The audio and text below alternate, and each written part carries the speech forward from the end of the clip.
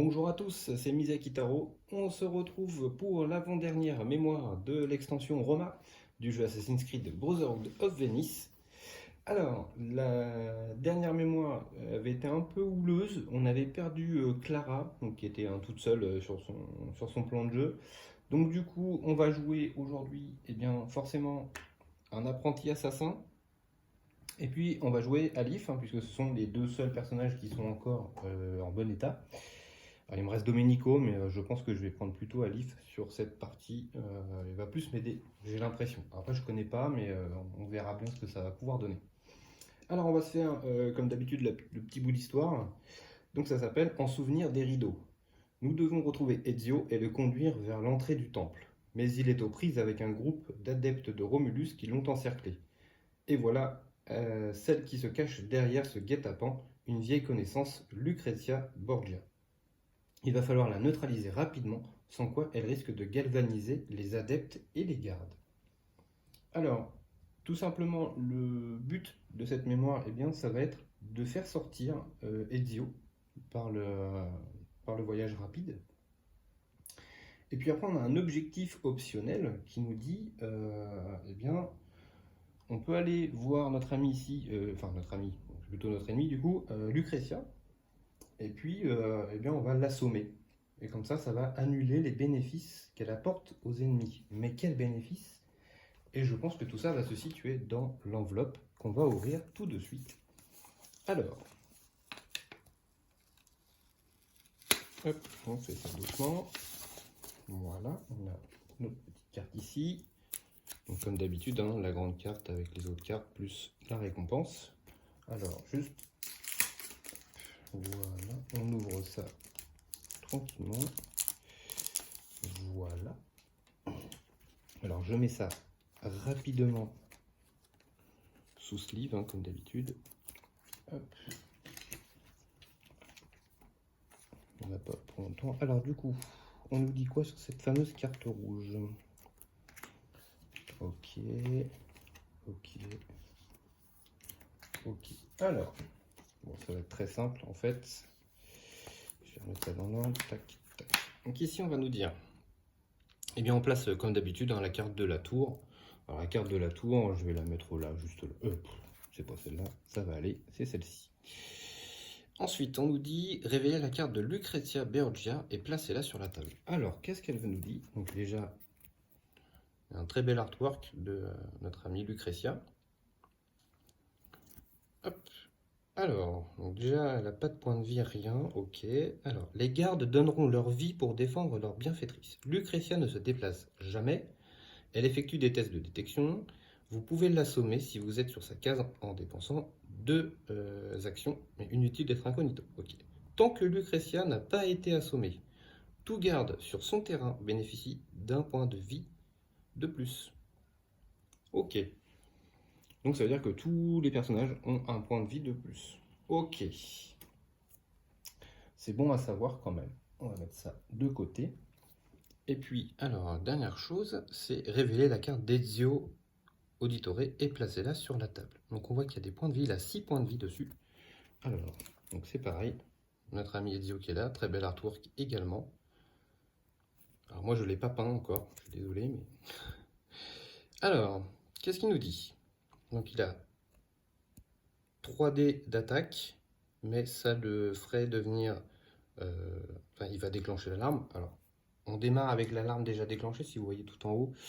Ici, vous avez le petit pion qui est rouge. Et ici, en rouge, nous avons Ezio. Donc, il est déjà repéré pour l'instant. Alors, donc on place 6 cubes sur les emplacements ci-dessus. On en retire un après chaque dégât. Donc, en fait, c'est ses points de vie. Et à chaque tour, un assassin recherché sur la case d'Ezio peut retourner une carte aptitude déjà utilisée. Ok. Où est-ce que je vais pouvoir le mettre? Je vais pouvoir le mettre là peut-être. Ouais, vous allez pouvoir le voir ici. Je mets rapidement ces petits cubes de points de vie. Alors je découvre tout autant que vous là, donc je suis désolé pour la mise en place. Hop, voilà. Donc 3 et 3. Voilà. Donc, on fait à peu près le dessin. Tac, voilà. Bon. La carte de récompense pour l'instant, je la laisse de côté. Et puis voilà. Bah écoutez, on est prêt à démarrer, je pense. Alors, je pense qu'il va falloir quand même essayer d'aller taper, assommer Lucretia. Je ne sais pas si pour la prochaine mission ça a un effet ou pas, je ne sais pas du tout. Mais déjà, avant tout, il va falloir faire les événements. Donc, on va mélanger nos petits événements. On va mélanger les cartes renforts, équipements, tout ce qu'il faut pour bien démarrer. Hop, voilà. Ici, les cartes renforts. Donc, je rappelle, hein, l'apprenti assassin a des capacités niveau 1 et 2. Donc, elle a les capacités de Béatrice. Par contre, elle n'a pas de lame cachée. Alors, elle ne peut pas tuer furtivement. Elle sera obligée malheureusement de déclencher l'alarme si elle veut taper. Je l'ai équipé d'un crieur public et d'une bombe chose-trappe. Et puis notre ami Alif, je l'ai équipé d'un remède, bombe fumigène et parachute. On sait jamais, parachute, ça peut peut-être servir. Ok, on est prêt. Et ben on va démarrer avec un événement. C'est parti. Ok, ça commence bien. La draw. Bon, vous commencez à connaître un peu hein, la draw. On jette un dé noir pour chaque assassin. Et si c'est un éclat, je dois défausser un équipement. On va commencer par l'apprenti. C'est un bouclier, donc il ne se passe rien. Et je vais faire Alif. C'est un bouclier, il ne se passe rien. Ok, donc ça me va. Par contre, les ennemis vont vers le sud. Ok. Ça me va aussi.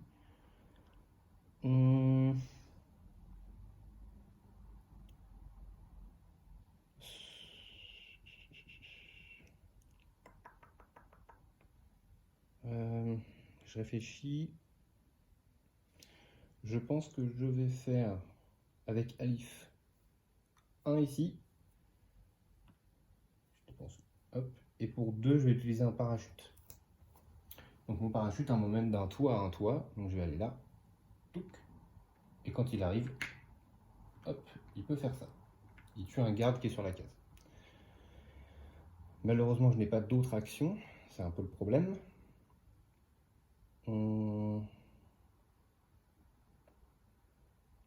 Utiliser le crieur public ne m'aiderait à rien pour l'instant, puisque lui est toujours recherché. Donc forcément, l'adepte va aller sur sa case. Ça, c'est obligatoire. Et je ne peux rien faire pour l'aider.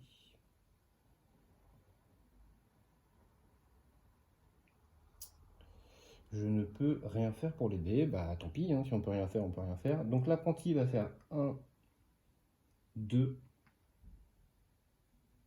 et 3. On va essayer de se rapprocher au plus vite hein, pour venir en aide à Ezio. Ok, bah écoutez, c'est la fin du tour des assassins. On va passer à la phase de renfort. Alors, on a un adepte en A. Alors, ce coup-ci, je vais pas crier. Je vais l'enlever. Donc, un adepte en A. Ensuite, on a un adepte en B. J'aurais dû préparer mes figues parce que ça va être embêtant. Hop, ici. Ensuite, on a 3 arbalétriers en C. 1, 2, 3. Alors, 1, 2 et 3. Voilà. Et on a 2 arbalétriers en D. 1 et 2. Ensuite, ils vont tous vers le sud. Donc, lui peut descendre. Eux peuvent pas bouger. Là, ça bouge pas. Lui est attiré par le socle rouge. Et maintenant, on va passer à la phase de combat. Alors, malheureusement, hein, c'est assez rapide. Alors, je vais faire d'abord les 2 dés pour les arbalétriers. Donc, il y a un dégât. Donc, hop, notre ami Ezio perd un point de vie. Ensuite, je vais faire l'adepte de Romulus. Il fait un dégât. Donc, notre ami Ezio est empoisonné. Comment je vais mettre un petite chose comme ça dessus. Voilà, pour dire qu'il est empoisonné. Ça c'était le truc qu'il ne nous fallait pas. Écoutez, c'est la fin du tour des ennemis. On va passer à un nouveau tour. On reprend nos 3 actions et on pioche. C'est le saut de la foi. Donc là, le saut de la foi, ce coup-ci, clairement, sinon c'est pendant ce tour. Pendant ce tour, je peux le faire. je peux le faire.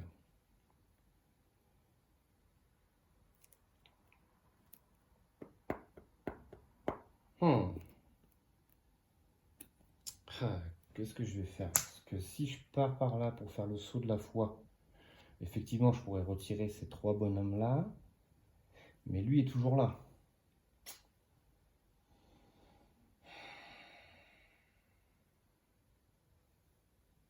Je peux faire 1, 2, repartir 3 ici. Mais ceux qui vont popper ici vont venir encore là. Mais ouais, il y a peut-être moyen de faire un truc là.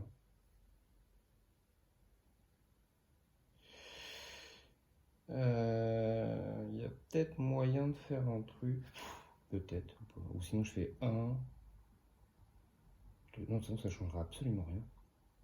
Si, ça peut changer des choses. Voilà. J'ai peut-être une autre idée. Bon, maintenant ils ont beaucoup trop de PV. Ils ont beaucoup trop de PV, donc je ne vais pas faire comme ça. Alors, avec notre ami Alif, pour 1, il va descendre ici.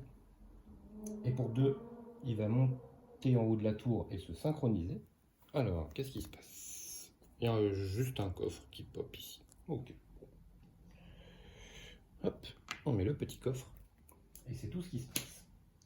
Ensuite, il va faire le saut de la foi, ici. Et donc, comme j'ai utilisé le saut de la foi, j'ai le droit d'enlever 3 gardes sur le terrain. Donc, je vais faire 1, 2 et 3. Si je ne dis pas de bêtises. Hein. Sauf ceux sur un socle d'objectifs. Donc c'est bon, ils ne sont pas sur un socle d'objectifs. On est bon. Ensuite, il nous reste bien, notre ami l'apprenti. Donc l'apprenti va faire 1, 2 et 3 et va aller là. Donc, comme il va là, Ezio repasse incognito. Pour l'instant. Je pense que c'est le meilleur move à faire, et parce qu'après eux vont rentrer là avec un peu de bol. Je peux avoir quelque chose de sympa. Oui, c'est vrai qu'Ezio est empoisonné. Ezio est empoisonné. Mais est-ce que j'ai vraiment le choix?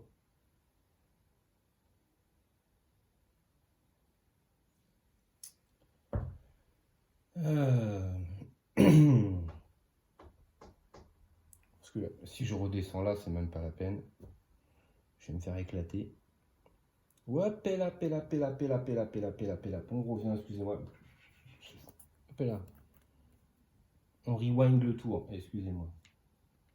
J'ai pas vu, ici, il y a un trait noir. Hein. Je peux pas descendre directement. Donc pas du tout, en fait. Ça se passe pas du tout comme ça. Lui était là. Excusez-moi, hein, je refais tout le tour. Je suis désolé. Hop, hop, hop. Je reprends mes actions. Voilà. On est au début du tour. Non, j'avais pas vu, mais là, il y a un trait noir. Donc je peux pas descendre comme ça. Bah, je vais pas avoir le choix, en fait. Je vais être obligé de faire ça. J'ai pas le choix. Donc c'est parti. Test à 3D. Donc forcément, hein, je suis vu. Ah oui, non, excusez-moi, là, petite boulette, j'avais pas vu le trait. Donc du coup, mon coffre, hop là, s'en va. Ok, bon, ça change tout. Du coup, Alif va taper. Alif va taper. Alif, est-ce qu'il fait ça? Est-ce que c'est une bonne chose de faire ça? Gna gna gna. Ou 1, 2. Ouais, non, je peux pas faire autrement, c'est ça le problème. Il va falloir qu'il me sorte un gros jet de dés là, clairement. Alors, je vous montre quand même l'arme de Alif. Donc c'est celle-ci. Il dit qu'on peut décider de perdre un point de vie pour effectuer immédiatement une nouvelle attaque. Et on ajoute 2 de dégâts. Alors, on va déjà commencer par le début. Je vais faire la première attaque. Donc avec l'Aspadon. Ok, donc ça déjà c'est un beau jet de dés. 4. Ensuite, j'ai son arme comme ça.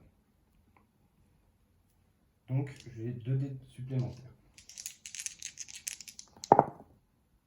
Donc c'est 2 ripostes. Je peux retourner, ici c'est écrit, tout en bas, je peux retourner un dé sur la face de mon choix. Donc je vais forcément le faire sur cette face-là. Ensuite, une fois par tour, je peux lancer 2 dés de plus. C'est son pouvoir, hein, Alif. Ici, pour 0, une fois par tour, je peux lancer 2 dés d'attaque de plus lors d'une attaque au corps à corps. Et j'ignore les ripostes. Donc je vais relancer encore 2 dés. Et je refais 2 spéciales. Alors, on va essayer de compter un peu tout ça. Ça, c'est juste la première attaque de base, hein, pour l'instant. Donc là, j'ai 1, 2, 3, 4, 5, 6, 7 dégâts. 7 dégâts, c'est pas suffisant. Pourquoi? Parce que lui a 4 points de vie et eux ont 2 points de vie. Donc il m'en manque 1 pour lui. C'est moche. Donc je vais être obligé de faire l'effet de ma spadone, donc de perdre un point de vie. Donc je perds un point de vie. Et je refais une attaque avec 2 dégâts supplémentaires sur cette attaque. Donc ça va me suffire largement du coup. Donc du coup, je tue tout le monde.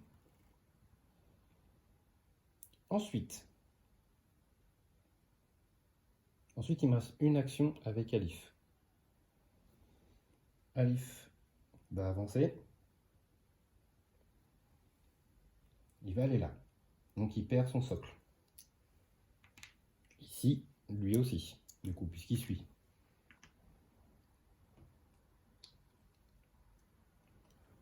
Ensuite, notre apprenti...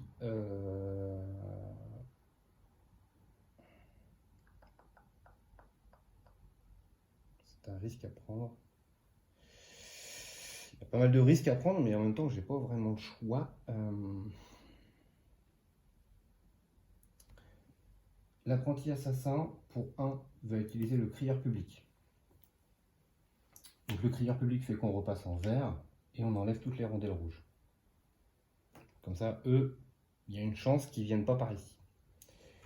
Ensuite, sa deuxième action va être d'aller ici. Et sa troisième action va être de revenir ici pour faire venir notre ami Ezio. Alors, pourquoi je fais ça? Parce que je veux le faire sortir le plus vite possible, vu qu'il est empoisonné. D'ailleurs, comme c'est la fin de notre tour, ce coup-ci, j'ai perdu mon petit cube, il est là. Hop, voilà.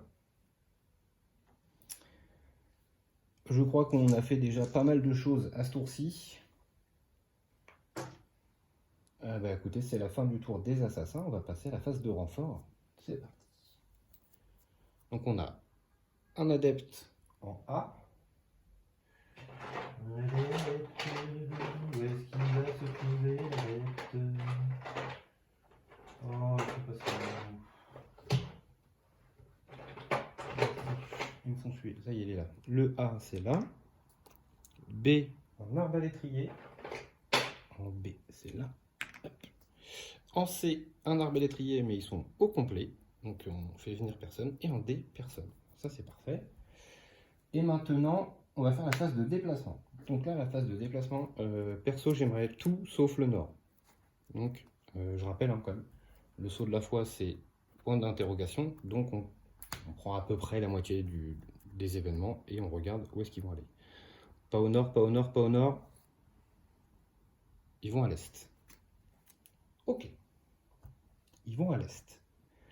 Bah, ça va être vite vu, l'est, puisque lui ne peut pas bouger, il y a un mur. Eux ne peuvent pas bouger parce qu'il y a un mur. Et eux ne peuvent pas bouger non plus. Donc, il n'y a pas de déplacement. Ça, c'est fait. Bah écoutez, on va reprendre nos 3 actions. Hop. Et on va tirer un nouvel événement. Alors, pendant ce tour, ignorez tout symbole en rouge sur les cartes équipement. Ok, donc en fait, on ne sonnera pas l'alarme si on tape. Ouais, ok.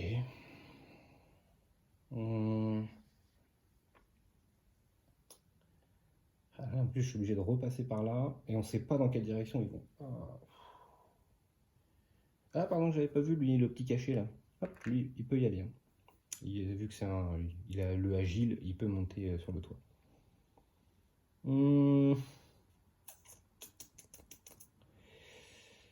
Je pense que je vais pas pouvoir y aller, hein, la chercher, la grosse là-bas. Là.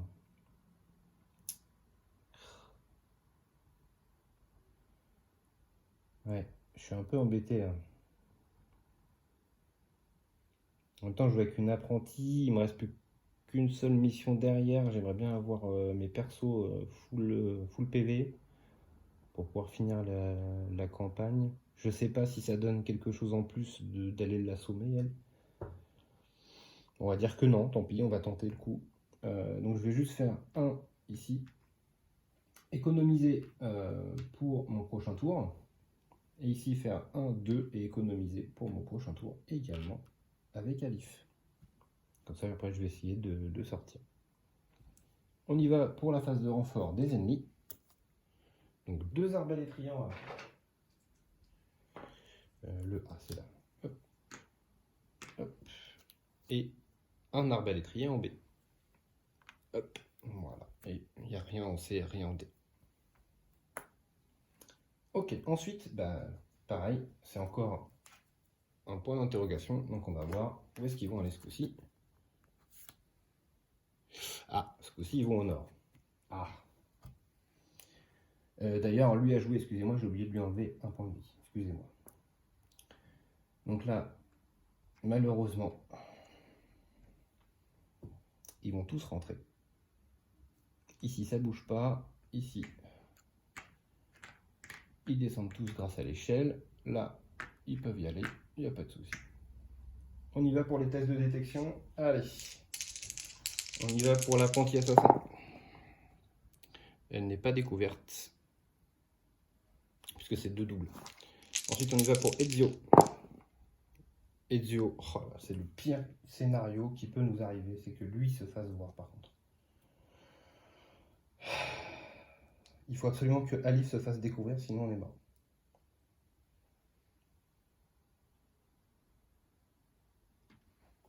Et Alif, il y a un œil au milieu, heureusement. Parce que du coup, ça va me permettre de... parce que si lui est tout seul en tant que recherché, c'est lui qui prend tous les dégâts, Ezio. S'il y a plusieurs recherchés, je peux répartir les dégâts comme je le veux. Donc heureusement qu'il y en a au moins un autre qui soit recherché.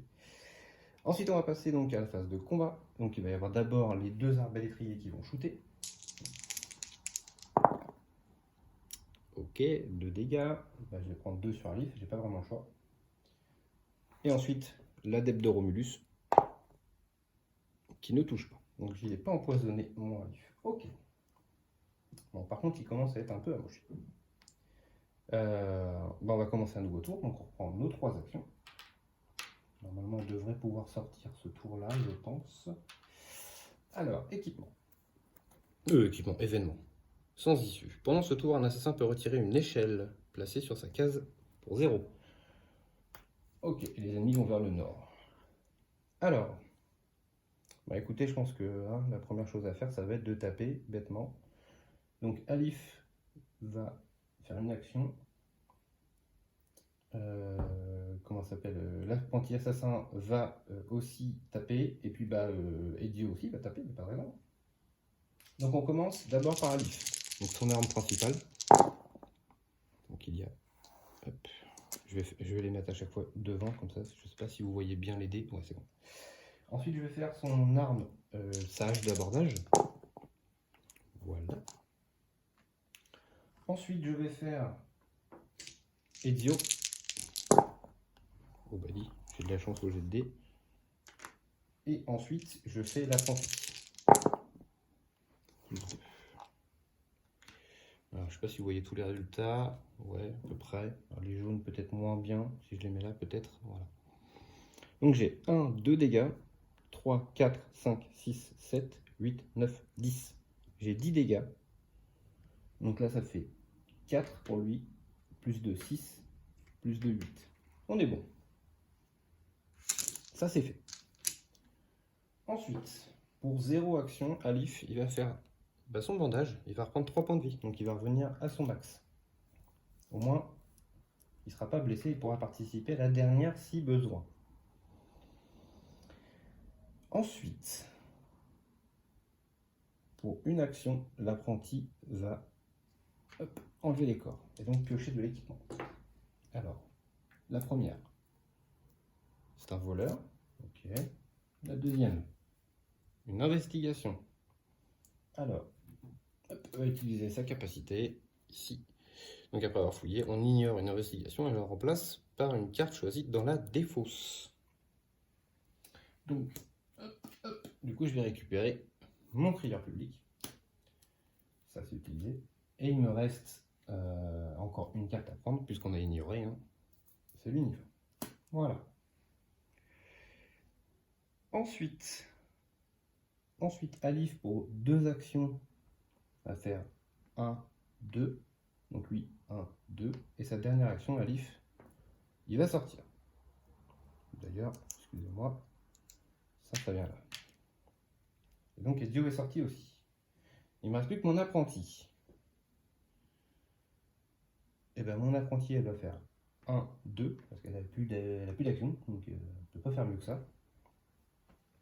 L'avantage, c'est qu'on sait qu'ils vont aller au nord, donc lui ne peut pas bouger. Et ceux qui vont arriver en A, ils vont être attirés par les rondelles, donc ils ne vont pas bouger non plus. Donc on sait qu'il ne reste plus qu'un tour. Donc on va faire ça rapido. Hop. Renfort. Un arbalétrier en A. Un arbalétrier en B.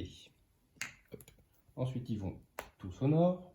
Donc lui, non, ne bouge pas parce qu'il y a des rondelles. Ici, hop, hop, on enlève un. Tac, tac. Donc test de détection ici. Pour les corps. Donc c'est vu. D'ailleurs, je crois qu'elle était déjà rouge, non? Attendez. Oui, c'était rouge. Oh là là, j'ai fait des bêtises. C'était rouge déjà au tour d'avant, puisqu'on s'était fait voir ici. Excusez-moi. Ça va, j'arrive à revenir sur mes petits... sur les choses que je fais pas bien. Donc ça va, il n'y a pas trop de conséquences.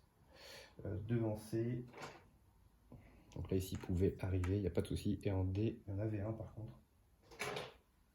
Hop, donc lui, il va rester là. Voilà, ça ne change pas grand-chose en soi. Hop. J'espère que vous m'avez suivi, hein. J'ai juste fait un rewind, mais il n'y a rien de spécial, il y a juste plus de monde qui est arrivé. Ensuite, ils vont tous vers le nord, donc ça y est, ça a été fait. Voilà. Ils peuvent monter aussi, tenez-moi. Et donc c'est la fin du tour. Hop, hop, on a vu, petite rondelle. On reprend juste mes 3 énergies pour l'apprenti. On fait un guetteur, donc il y aura un arbalétrier sur le haut de la tour. Bon, alors, comme vous avez vu, on n'a pas été la chercher. Et puis pour une action, hop, ça s'en va. Au moins tout le monde est sain et sauf. J'ai pas perdu de point de vie. Donc ils seront tous aptes pour la dernière mission. Donc ça c'est cool. Parce que je ne sais pas du tout ce qui nous attend pour la fin. Par contre, on n'a pas été chercher le coffre encore une fois et on n'a pas fait l'objectif. On fait ce qu'on peut. Hein. Alors, voilà la petite histoire hâte de fin, c'est Ezio est sain et sauf. Nous pouvons maintenant lui confier le bâton d'Éden et l'aider à atteindre l'entrée du temple. Alors, la petite carte récompense. Qu'est-ce que nous avons ici? Alors, je ne la regarde pas pour l'instant. Hop, on va mettre une petite sleeve, bien entendu. Voilà. Alors, qu'est-ce qu'on a? Oh! Une armure avec 1, 2, 3, 4, 5 points de vie. Ok. Eh ben. Ok. Bon, bah, comme ça, ils vont démarrer avec plein de points de vie, c'est cool. Donc ça, c'était notre récompense. Alors ensuite, qu'est-ce qu'on nous dit? Faire la somme des points d'expérience. Ah, bah, là, comme on voit, on n'a eu aucun jeton, mais escorter Ezio nous donne 5 points d'expérience. Donc, là, si vous vous rappelez, on était à 1 point d'XP de passer le level, donc on va prendre notre niveau. Donc on va passer à 99 points d'expérience. Je pense que c'est très compliqué d'aller au niveau 4 sur cette extension. Normalement à celle-ci on devrait déjà être niveau 3, c'est sûr, si on fait les choses bien comme il faut. Donc là on était juste au retard d'un niveau. Mais On sera niveau 3 pour la dernière mission, donc ça c'est très bien aussi. Et ensuite, eh bien, ensuite il nous reste plus qu'une chose, bah, c'est l'étape du repère. Alors, l'étape du repère, on va faire comme d'hab. Hop, je ramène ma petite plaquette, voilà. Alors ici c'est l'infirmerie, donc on a notre Béatrice et Clara hein, qui étaient pas bien. Donc du coup avec les deux personnages là, il faut savoir qu'on remet un cube rouge par personne, enfin un cube rouge par niveau du repère. Donc on est repère niveau 3, donc je remets 3 points de vie, 6 points de vie. Donc, du coup ça fait qu'elles reviennent à fond toutes les deux. Ensuite, on passe au craft. Au craft, je n'ai mis personne parce que les plans ne m'intéressent pas. C'est des plans basiques, donc j'ai sauté encore ça. Ensuite, on passe à l'étape du comptoir. Donc l'étape du comptoir, c'est récupérer des équipements. Donc il y en a 2, 3, 4. Donc je récupère les 4 sur 4. 1, 2, 3, 4. Voilà. Alors on a un voleur, on a un remède, on a un parachute, et on aura une bombe chausse-trappe. Voilà, tout ça en plus. Parfait. Et ensuite, on va finir par le contrat. Donc c'est tel est pris. Le sauf-conduit des Templiers appartient en fait au pape. Nous devons le remettre en place sans éveiller l'attention. Alors il faut faire 4 éclats, et si on fait un échec, on colle un autocollant avec une espèce de croix dans le journal des mémoires. Puis on retire cette carte du jeu. Eh bien, écoutez, on va essayer. Donc j'ai 1, 2, 3 dés. J'ai 3 dés, et à chaque fois que je fais la spéciale, vu qu'il y a l'adepte de Romulus, ça me fait un dégât supplémentaire. On va essayer, on va voir. Donc là, ça me fait 1, 2, 3. C'est dommage, celui-ci, il fallait un éclat pour que ça marche. Donc c'est raté. Donc ça, je le retire du jeu. Et on a l'autocollant avec l'espèce de petite croix comme ça. Et je rappelle hein, que de toute façon, on n'ira pas au repère de niveau 4 puisqu'il reste qu'une seule mémoire et il faudrait en faire 2. Donc ça ne marchera pas. On va juste regarder celui d'après. Voilà. Leonardo da Vinci a besoin de matières premières pour améliorer son nouveau modèle de char. Donc soit on essaye ça, ou soit on fait rien. Alors là, je vous avoue que je ne sais pas, j'ai jamais fait ce contrat, donc c'est la première fois que je joue les voleurs. Clairement, c'est pas mes préférés, hein, on va pas se mentir. Je préfère nettement les courtisanes. Après, voilà, faut aimer, hein, mais sinon, l'avantage, c'est que dans cette campagne, on récupère beaucoup d'objets rapidement grâce à eux, parce qu'au début, on démarre avec rien du tout. Mais l'inconvénient, c'est qu'il n'y a rien à crafter, donc l'un dans l'autre, c'est à voir. Je sais pas. Je sais pas. Bah écoutez, on a fait le tour. On a fait le tour de cette mémoire. Donc on va redémarrer la prochaine mémoire qui sera la toute dernière de la campagne Roma. Tous nos personnages sont à fond, donc je vais choisir en fonction de la mise en place de la prochaine mémoire mes prochains assassins qui vont jouer, participer. Alors je pense très certainement que notre amie Béatrice sera de la partie. Et puis je pense que Alif aussi sera de la partie parce que on voit encore que là il a encore fait son job hein, en nettoyant tout le board. Donc voilà, je pense que ce sera ces deux-là. Après je vais réfléchir encore un peu. On va voir si aussi le fait de ne pas avoir assommé Lucretia a un impact sur la dernière mémoire. Pour l'instant j'en ai aucune idée, on le verra ensemble la prochaine fois. Ben écoutez, j'espère que cette mémoire vous a plu. Moi en tout cas ça me fait toujours plaisir de jouer à ce jeu, il y a toujours un petit peu de suspense. Bon, parfois il y a des petites choses qui marchent, des fois ça marche pas. Bon, j'ai réussi à voir les erreurs que j'ai fait, donc à chaque fois que je suis revenu dessus, donc je pense qu'il n'y a pas trop eu d'impact sur ma game. En tout cas, n'hésitez pas à laisser un petit pouce bleu sur la vidéo, à mettre un petit commentaire si vous avez vu des choses que j'ai pas pu rectifier ou votre pensée du jeu, si ça vous plaît ou pas du tout. Et puis surtout, n'hésitez pas à vous abonner à la chaîne voilà, pour suivre la fin de cette campagne. Et puis, bien entendu, d'autres jeux qui arrivent et qui sont déjà lancés depuis peu sur la chaîne. En tout cas, je vous remercie à tous d'avoir suivi cet épisode et je vous dis à très vite pour la suite et la fin de la campagne Roma.